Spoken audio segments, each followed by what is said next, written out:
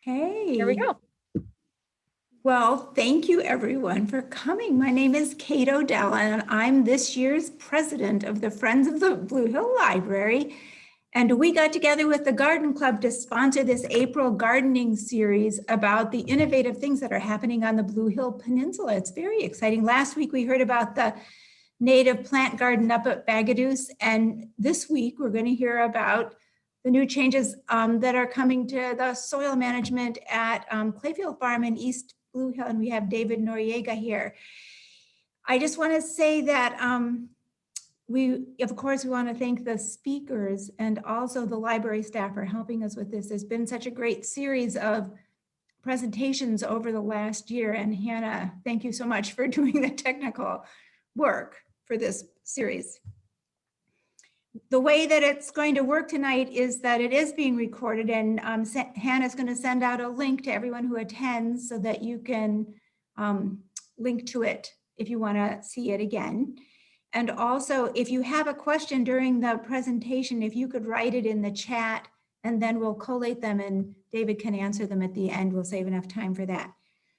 So tonight we have David Noriega, who looks like he's in outer space, but actually is in East Blue Hill, talking about soil health and soil management.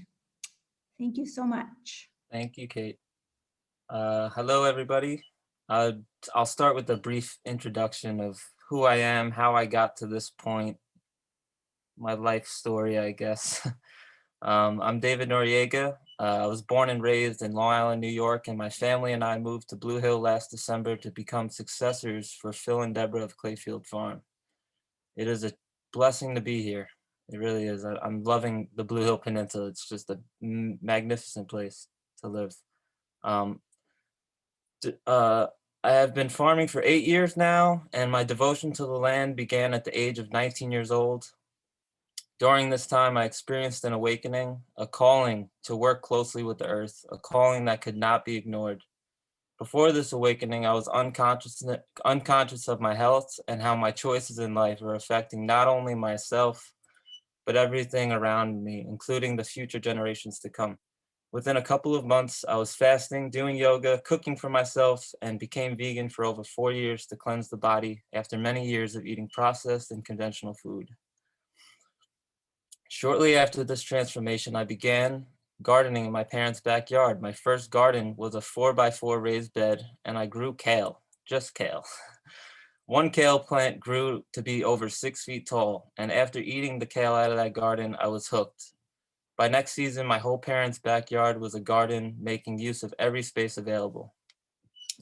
Every day, I'm full of gratitude for my parents for allowing me to do this and accepting me for who I was becoming. I wouldn't be here without their support. I'd like to mention I did not have a tiller to expand and create these gardens in my parents' backyard, and for some reason, tilling the soil just never felt right to me. So I removed the sod with a shovel and added tons of organic matter to the growing areas. After surviving a 60-mile-per-hour head-on collision with no seatbelt on, I took a long trip to South America to do some spiritual work with shamans in the Andes Mountains. After my trip, I arrived home a new man and stepped fully onto the path of becoming a farmer for a living. I worked on an 18-acre farm, heavy tillage, vegetable farm right in my hometown. We supplied a 250-member CSA, wholesale accounts, and restaurants. While working there, I was still gardening in my parents' backyard and noticing how much better my gardens were doing than the farm I was working on. Less weeds, less pests, less disease, richer soil, more organic matter, better water retention. At the farm, we would till entire beds of vegetables because of weed pressure alone. Something just wasn't adding up here, and after 2 seasons there, I learned a lot of what not to do on a farm. I then went on to managing a 3-acre CSA farm growing for 120 families. It was a chance for me to experiment with tillage and no-till side by side at a larger scale, and by far no-till was the way to go. After 1 season there and a child to raise, it was time for me to say goodbye to the loud and busy Long Island lifestyle and move to Maine, where I got a job managing for Frith Farm in Scarborough. Frith Farm is a no-till 3-acre farm supplying food to 250 CSA members, 4 health food stores, and an on-site farm store. I learned so much working there, and it was incredible to see these practices thriving at a larger scale and, quite honestly, supplying just as much food as the 18-acre farm I worked on. Now I am here at Clayfield, where Deborah and Phil have been so supportive in me wanting to eventually convert this entire farm to no-till. Last season, I made a whole new plot on the farm for the CSA here at Clayfield, which still has memberships available if anybody is interested. I look forward to providing some great food for the community here in Blue Hill using mindful practices that promote health and wellness for all beings here on the peninsula. So thank you for having me, guys. So I'll start with the origins of no-till and where this whole concept kind of began. No-till and permaculture and regenerative farming methods aren't new age inventions. These practices have been used by indigenous farming communities for generations. After years of neglecting and destroying Mother Earth for profit, we are just beginning to remember that we share this earth with many other beings and we are just visitors borrowing the earth from our children. Native peoples across the world knew each individual must think 7 generations ahead before we do anything that may harm the sacred earth. And I couldn't agree more. Some believe that creating more technology will get us out of this mess, but I highly disagree. We have to simplify and return back to our roots as farmers and stewards of the land. Only then will we realize the true potential and abundance that this earth is capable of offering each and every one of us. What is tillage? Tillage can be really any sort of soil disturbance, whether it be turning soil over with a fork, plowing, or rototilling. Some people will say even raking is tillage, but I wouldn't go that far. The main purpose of tillage is to turn a field into fluffy seed beds for crops or to till in crop residue or weeds to prepare for the next planting. Being able to quickly turn over a bed with tillage is convenient, but there are other ways of accomplishing these exact tasks without disturbing the soil. What is tillage actually doing to the soil? What in nature resembles tillage? What comes to mind for me is catastrophic, like a landslide. If you till, it is okay. This presentation is not to bash on farms that till, and it is not too late for those farms to change or gardeners to change. I can help and will consult anyone interested in changing over their methods. Sadly, as farmers, we have been misled. Spraying chemicals and destroying our soils for short-term profit is the name of the game. Tillage may seem like it has advantages. It allows us humans to cultivate large amounts of land with very little effort by using giant tractors and fossil fuels. But are these practices necessary to feed the world? Actually, they are not. Most of the food consumed by humans around the world is grown on small-scale farms, 5 acres or less. To me, tillage is like trying to hammer in a nail, but instead hammering yourself in the finger over and over again, digging ourselves deeper and deeper into short-term and long-term problems, which we are just beginning to see nowadays. I have worked on these kinds of farms. The weeds are out of control, crops are lost, and the farmer is stressed. The good news is it doesn't have to be this way. Let's go over what tillage does to the soil structure. So every time tillage is done, the weed seed bank is brought to the surface, allowing seeds that may have been in the ground for decades to receive water and light to germinate and compete with your crops. And I love weeds, by the way. I studied herbalism for a while, and most of the plants around us are allies and are either edible or medicinal. With that being said, I think weeds should be kept to a minimum where your crops are growing, especially if you're growing crops for a living. There is nothing worse than losing crops to weed pressure or wasting a lot of time trying to save your farm from being buried in weeds. Also, every time tillage is done, carbon is being released into the atmosphere. Soil absorbs and holds on to carbon like a sponge and is a critical element to soil health, plants, and planet. Millions of acres are tilled each year around the world, meaning tons and tons of carbon is being released into the atmosphere, not to mention all the fossil fuel it takes to run these machines. Every time tillage is done, we think, wow, this soil is so loose and aerated, but Really, in the long term, the soil begins to lose its natural structure. Soil biology begins to disappear, very low soil organic matter. It no longer retains fertility or water. Compact plow pans begin to form underneath the soil, and the topsoil begins to erode and wash away. Erosion essentially is undoing what took the earth eons to create. Topsoil is arguably one of the most essential resources, and its loss can be linked to the collapse of many ancient civilizations around the world. We seem to be so worried about the earth, but the earth is going to be just fine. It's been through many catastrophic events, and we will come out of this time in history cleansed and rejuvenated. We are literally just destroying ourselves. We simply must simplify our systems. I look at this peninsula and I see its potential in being a completely self-sufficient community needing very little outside resources. This is the world we need to create now. We need more people's hands and bare feet in contact with the earth, not to only heal it, but most importantly, heal and awaken ourselves to why we are here. I'd also like to mention the lack of diversity on farms that use these practices. Imagine tilling in a field that probably has hundreds of different plants and grasses to plant it to just corn. This here is terrible for our environment, and we need to start thinking about other beings on this earth and how we can still get exactly what we need without having to impact our local environment. We really need to step back into our role as stewards of the land, creating diverse spaces that includes all life, not just our own. Our methods as farmers must change. What is no-till?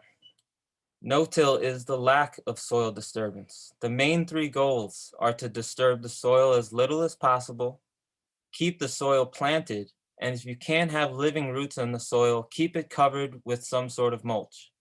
Look at nature. Does a forest require tillage? Does a forest require fertilizer and irrigation system? Nature is the perfect model. It's got to figure it out, so no point in getting in its way. Instead, we can guide and facilitate its natural progression. Here are some of the benefits to no-till. Less weed pressure, higher organic matter, increased water retention, increased fertility, less tools required and is mostly human powered. No need to wait for fields to dry up in the spring to use a tractor. Permanent bed systems, so no need to make new beds each season. No need to pull out a tractor every time you wish to prepare a bed. Just grab your basic tools and get going. How to get a no-till farm started? Starting a no-till farm requires patience. It takes time to build up the soil and allow the biology to turn all that organic matter and cover crops into added each season into rich soil, building layer upon layer each year. It took 10 years to reach this level, but at Frith Farm, the soil organic matter was 15%. We would weed the entire farm each week, and you actually had to try and find the weeds. You were lucky if you had a half bucket full by the end of the day. During last year's drought, we barely irrigated because each 1% increase in soil organic matter helps soil hold 20,000 gallons more water per acre. And we were supplying massive amounts of food at a human scale. We did this all using very little machinery. We use a tractor for moving soil and mulches around the farm. I am not opposed to tractors and farm equipment. There are tractor-based large-scale no-till farms out there doing great work. One of my favorite permaculture teachers, Geoff Lawton, says it is a blessing and a curse to have this machinery available to us. It is a blessing because we can move massive amounts of land around, dig ponds, swales, and make unfarmable land productive quickly. I will be using a tractor to move soil and reshape beds, but I will be keeping my feet on the ground most of the time, right where they belong. Phil told me a great story about his time in Nepal and how he met people harvesting trees with axes. He went over to them and said, "Do you have chainsaws?" A man replied and said, "No, we like to harvest by axe because it's slower and we take only what we need." This is exactly how I feel about farming and in life in general. With the tractor, you can easily exploit our natural landscape. Doing it by hand, you become humbled by the land. So I'll give two examples on how you can get a no-till plot started. One being from sod and one being from if you have an existing garden plot, how do you convert that garden plot into no-till? So we'll start from scratch, meaning grass. There are many ways to accomplish this. First, you're going to get a soil test and spread the recommended soil amendments. Then you will spread some organic matter, compost, leaves, honestly, whatever is available to you. This is going to sound crazy, but to quickly turn sod into field, you're going to till it first. This initial tillage will quickly rip up perennials that would otherwise be very hard to get rid of.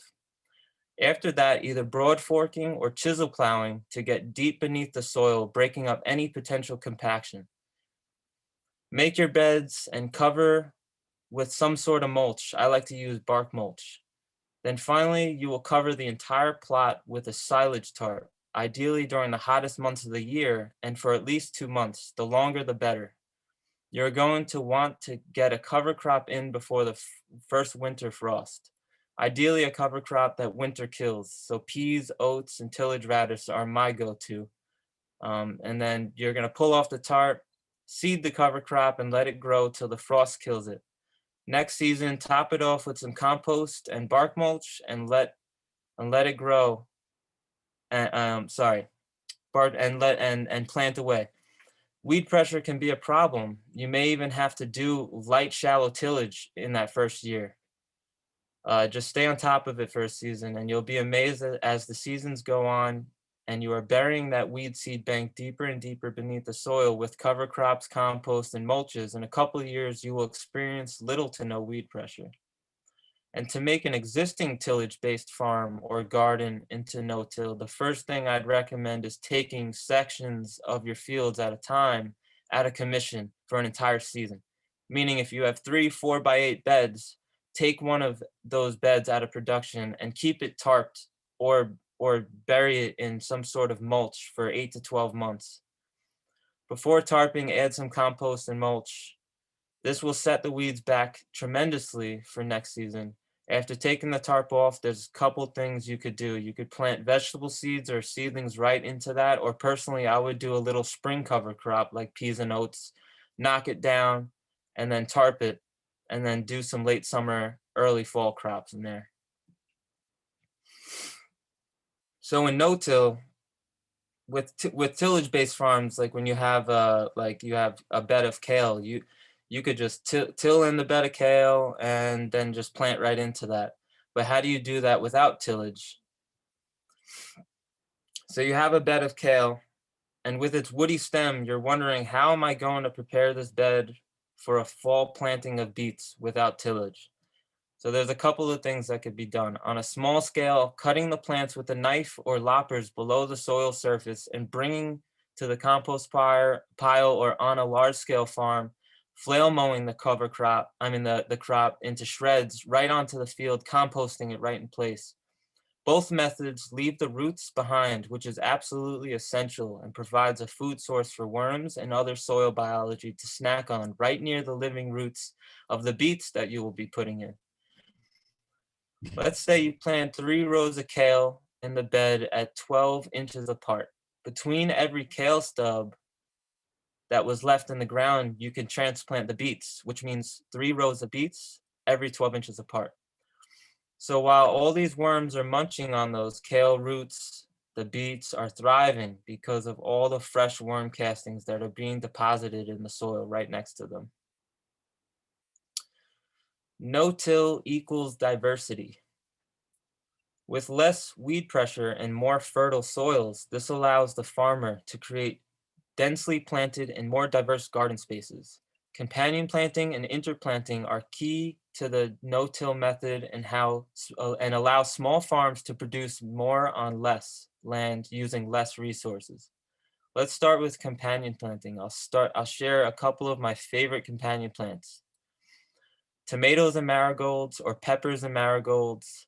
The marigolds help keep pests away from your tomatoes, and peppers with its strong scent. Cucumbers and dill. Dill attracts pollinators to the vicinity of your cucumbers, helping with pollination, producing more cucumbers. Nasturtium and zucchini. I never had a problem with squash bugs with nasturtium by its side. I don't know exactly what it does, but it works. Now let's talk interplanting, my favorite thing to do. On the plot I am growing here at Clayfield, there is not one bed that is receiving just one crop. Every bed is receiving at least 2, some even 5 crops per bed. I'll share some examples. The tomato beds will have 2 rows of carrots on the shoulders of the bed and 3 rows of radish in the middle.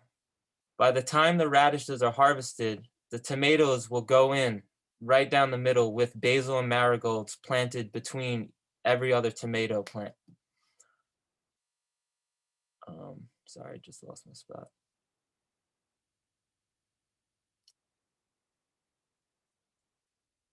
Then when the carrots are ready for harvest, the cover crop of peas and oats will go in till the tomatoes are done producing. Another interplanting is 2 rows of peppers on the shoulders and 2 rows of scallions up the middle. Another one is sunflowers and pole beans. Plant the sunflowers first, then when they are about a foot tall, plant 4 to 5 pole bean seeds at the base of each sunflower. I can go on and on. The possibilities are endless here, but are only possible if you have a weed-free, fertile soil. I'd also like to touch on the importance of perennial strips that should be dispersed throughout every farm on the face of the earth. Planting beds of perennial and native plants in your region right where you are growing your crops will blow your mind. Put some eastern bluebird houses around the farm and owl houses, and you are setting your farm or garden up to be able to fully defend itself against any pest. Watching a bluebird dive into the kale and grabbing a cabbage worm is just an incredible sight to see, and is nature in perfect balance. The idea that all of our problems on the farm are just going to go away if we spray pesticides or herbicides is just backwards. If we create space for nature to thrive, it just takes care of itself. How to close the loop as a farmer. As farmers, how do we create a truly resilient, regenerative, sustainable farm? These are some of the things I have been working towards. By moving away from mined faraway materials and creating our own fertility on site, we can be immensely lowering our environmental footprint. By utilizing vinegar extracts, fermented plant juice, harvesting indigenous microorganisms, and farm animals for manure, we can certainly get all the fertility we need right where we are. Saving our own seed. I would like to start some sort of Blue Hill seed saving alliance where every gardener, farmer grows a specific crop for strictly seed saving purposes. And at the end of each season, we can all swap seeds. With seed companies going out of stock early in the season, this will allow us not to be reliant on seed companies. Also, the crops you save seed of will begin to adapt to your specific soil type and microclimate. And most importantly, we will be preserving the seed's genetics for future generations to enjoy its bounty. I am amazed each year when I save seed and think about how my daughter will carry and care for these seeds someday and how she will one day pass them on to her children and so on. It's truly special. As of now, I've been saving garlic, 2 tomato varieties, 3 tomatillo varieties, 6 pole bean varieties, flint corn, winter squash, some herbs, and this year I will begin the process of saving cabbage seed. So if anybody's interested in starting a Blue Hill, seed alliance, I think this is something that would be really beautiful for the community here. And lastly,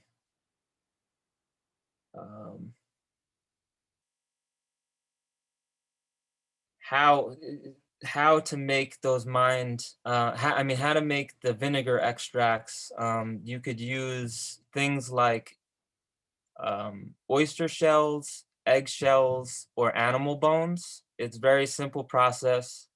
You just put those ingredients in a jar with apple cider vinegar and you let it sit for 2 weeks. And then you strain it out and you dilute it 2 tablespoons to every 4 gallons of water, and you could foliar feed your plants with it. And it's got magical benefits for your garden and farm. And to make fermented plant juice, you would gather either dandelions or nettles or comfrey or a mix of all three, and you would gather maybe like a half pound of it, and you would put that in a bucket with a half pound of sugar and mix it up really well.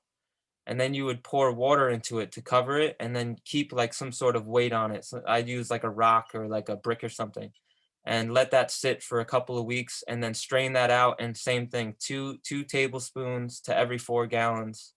And all those minerals that the deep roots of the comfrey or the dandelion are pulling up from the deep layers of the soil are now in liquid form and can be returned back to the land.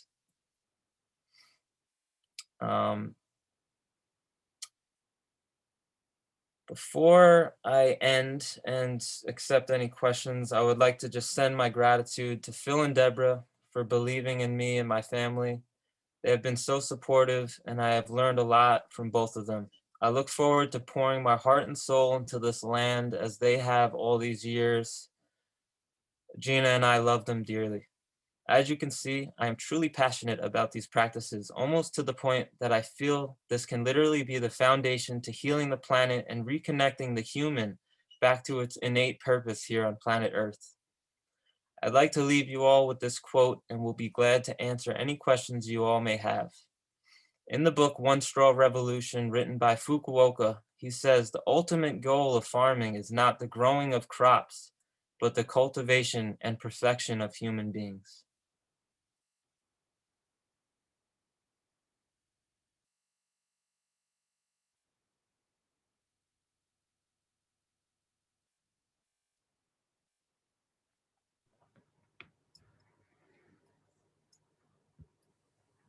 Thanks, David. You're Kate, I welcome. think you're still muted. There you are. Yeah, my problem was it's not a touch screen. Thank you, David. That was great. You're welcome. That was great. So far, there's one question, and it's about actually using the teas that you were talking about, the fermentation, teas. So if you have the 4 gallons of water, would you side dress the row, or what?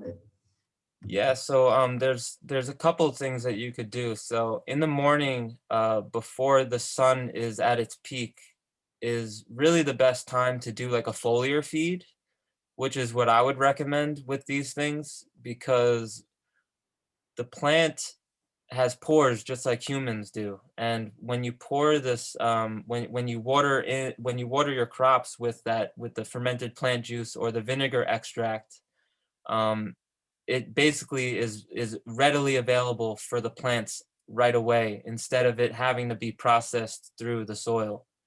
So I'd recommend doing it through foliar feeding, but you can use it as a drench as well, watering the plants at the root. Yeah. David, I don't know what a foliar feed is.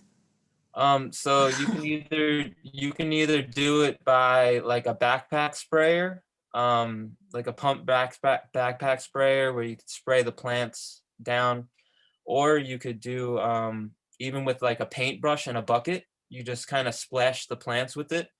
And I wouldn't do this as the sun's setting, because ideally you don't want the plants to get wet at night. So if you do it in the morning, the plants will absorb the nutrients, and then the sun will evaporate the water off of the surface of the plant. So you won't have to deal with any type of mold or mildew or funguses if you do it that way. Great. Can you repeat the recipes for the 2 mixtures that you talked about? Yeah. Really so, slowly. Yeah. Yep. So for the vinegar extract, I usually use a 4 cup or a quart mason jar to do it.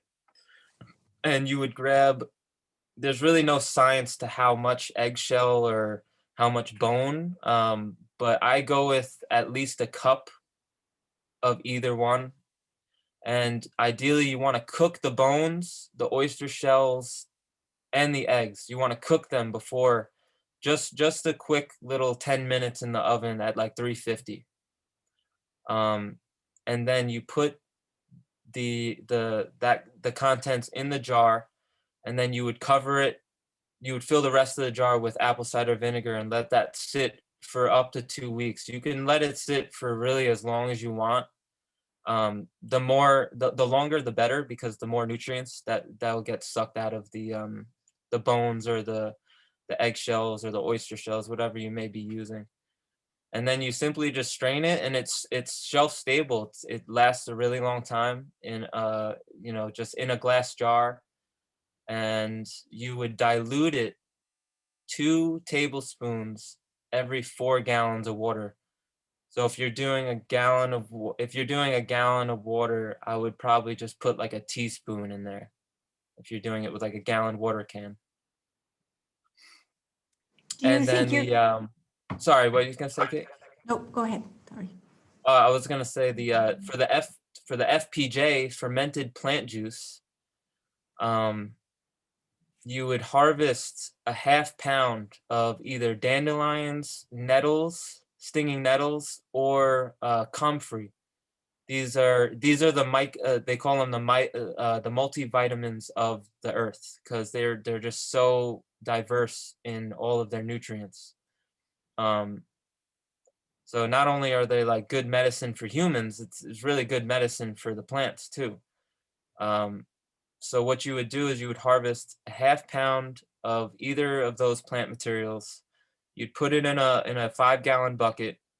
You'd mix it with a half pound of brown sugar, and then you would cover that, in water, and then put some sort of weight on top. So the plant matter isn't floating above the surface. You want it to all be in the water. And then you would just strain that out and dilute that to the same as the apple cider vinegar, 2 tablespoons per 4 gallons. Do you think you're going to be doing anything with seaweed since you're on here? Yeah. Well, Phil and Deborah have been using seaweed as mulch for many years. So I hope to continue that, harvesting seaweed for mulch.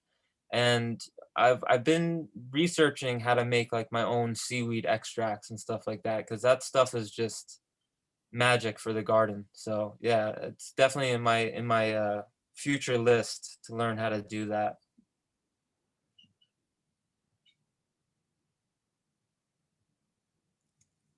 See, could you talk a little bit about managing spring cover crops without turning them in a home garden size? Yeah. So to kill a cover crop without tillage, the best way to do it is to crimp it. They call it crimping, which is basically knocking it down. And the way that I do that is very simple. It's just a rope.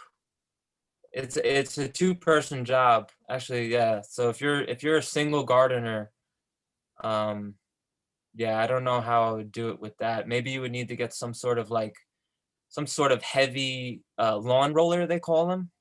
It's like you fill it with water and it rolls. You could roll down the cover crop and then tarp it for just 2 weeks, and then that would kill the cover crop. And then you just plant right through that, and it's just mulched right in place. It's really amazing. But if you're a single gardener that just has a small home garden and it's just you, I would suggest maybe getting one of those lawn rollers. But how I do it on the farm is I get a T-post, and it's 2 of us on either side of the T-post with a rope attached, and we are holding the rope in one hand, and we have our one foot on the T-post, and we're simultaneously stepping on the cover crop and crushing it down, crimping it down. You got to get on the same rhythm as the other person. It's really fun, actually. Yeah.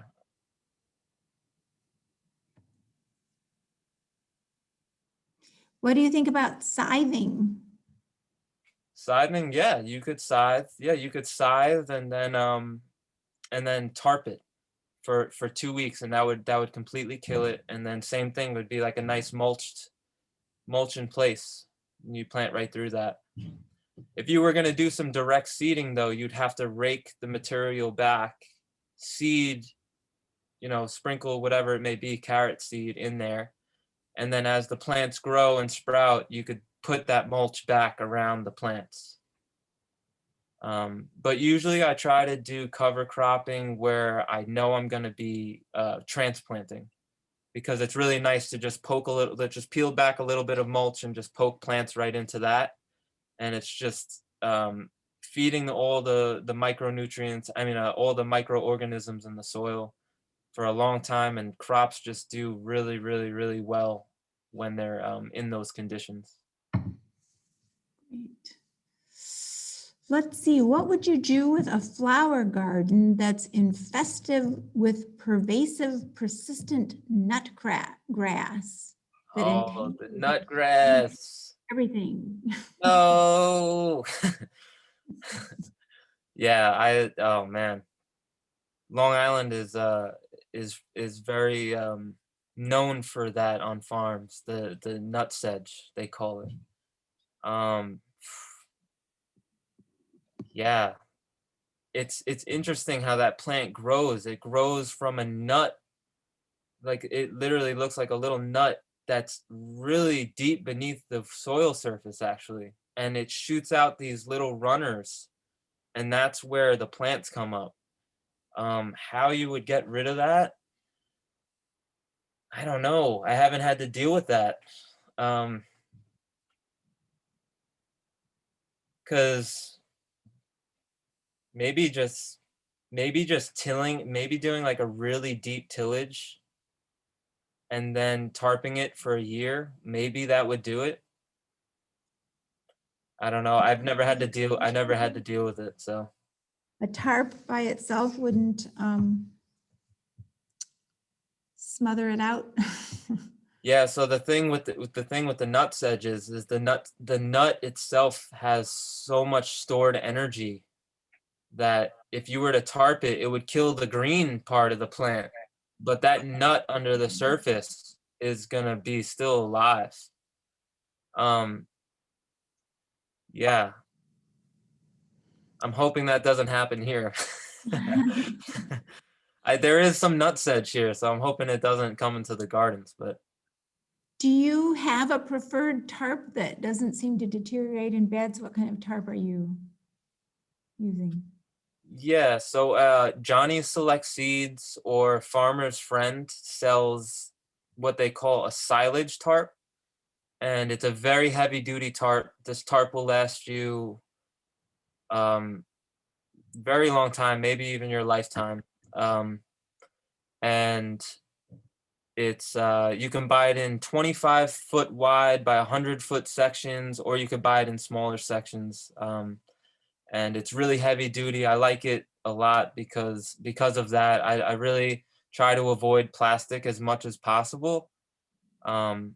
So if I'm gonna buy plastic, I want to make sure it's gonna last a really long time. There's also landscape fabric that they sell them in like thicker grades, almost like gauges of wire. They sell like really heavy duty landscape fabric that I've used successfully in the past and still have. So that's another option as well, which is what I would suggest for the home gardener, is more the landscape fabric. Yeah. David, how did you find Phil and Deborah's farm?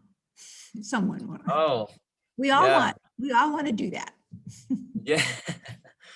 Yeah. So Gina and I, when we first met,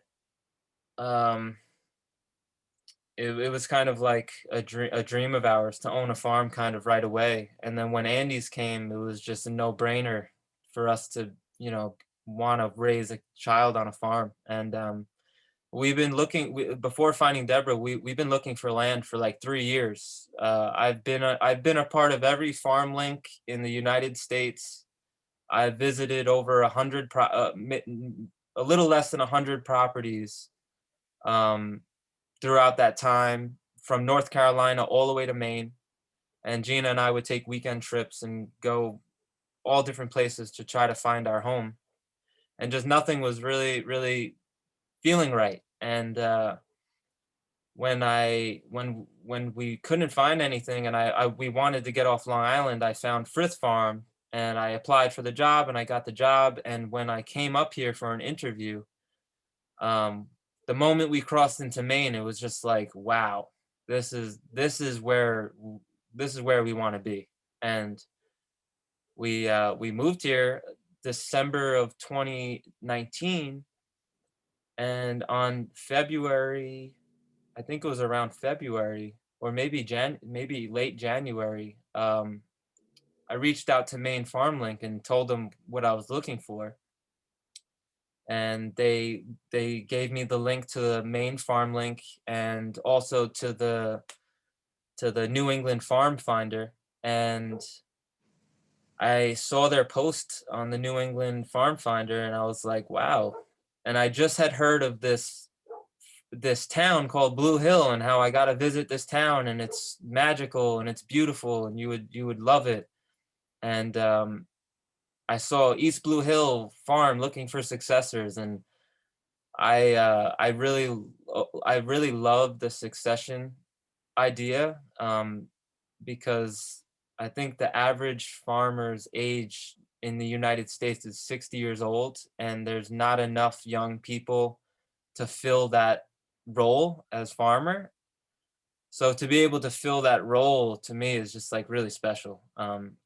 And to also have that elder knowledge of the land, and they know when they know the weather, they know the soil, they know all these things, and to have that resource is really awesome. But anyways, I reached out to Deborah and Phil and told them that we were interested, and they invited us over and to stay in the yurt. And during one of my spiritual experiences in Ecuador, I was told that I was gonna see an eagle, and when you see this eagle, this is how you're gonna know this is where you belong. So when we were pulling up down J. Carter, I looked to my right, and there's a bald eagle sitting on the ice in the cove.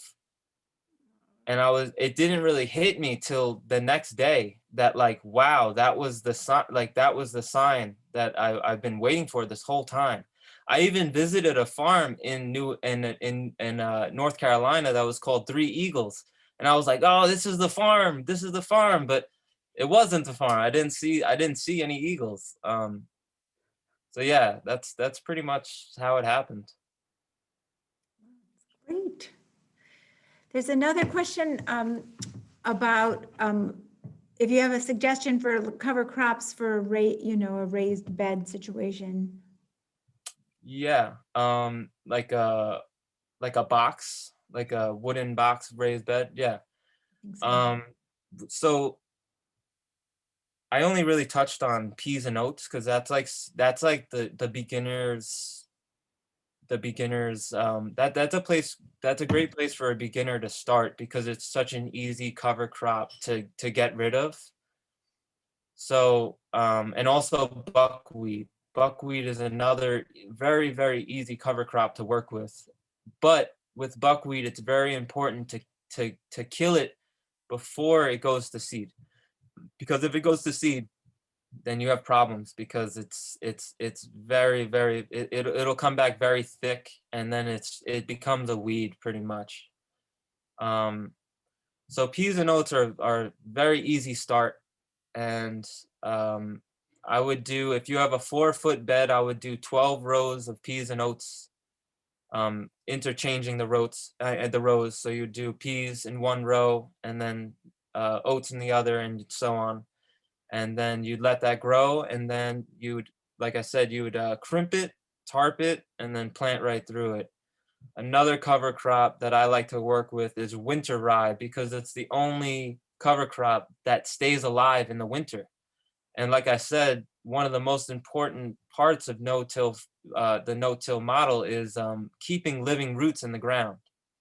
So that's a great way to keep those living roots in the ground is by using winter rye. But winter rye is such a hard cover crop to get rid of because it can be a perennial if you don't get rid of it pretty much. So it's, you got to really know how to deal with the rye. And the way to deal with that is crimping it and tarping it for 2 weeks or even longer sometimes if the weather isn't cooperating. And then you pull that off and it's like this golden sheet of mulch, and it's just beautiful. And you just plant your kale or your zucchini, winter squash. I like to do melons in there, watermelons, things like that. Right. Could you talk a little bit about how your CSA is going to work? Yeah, absolutely. So we have half share and full share. So a half share would be every week the individual would come and have choice between 8 to 10 items. And we may have a spread of 16 items at the peak of the season. And then if you have a full share, you would come and you would pick up to 12 items. And it's free choice, meaning that there's no like, you get this, and that's it. You get to kind of choose what you want, because some people just don't like radishes. Some people just don't want that. So to give everybody a choice is, I think, the best decision. And it's at Founders Hall, right in East Blue Hill, our pickup location. And it's every Thursday from 3 to 6. And we'll also be having like a little mini farm stand at the same time as the pickup.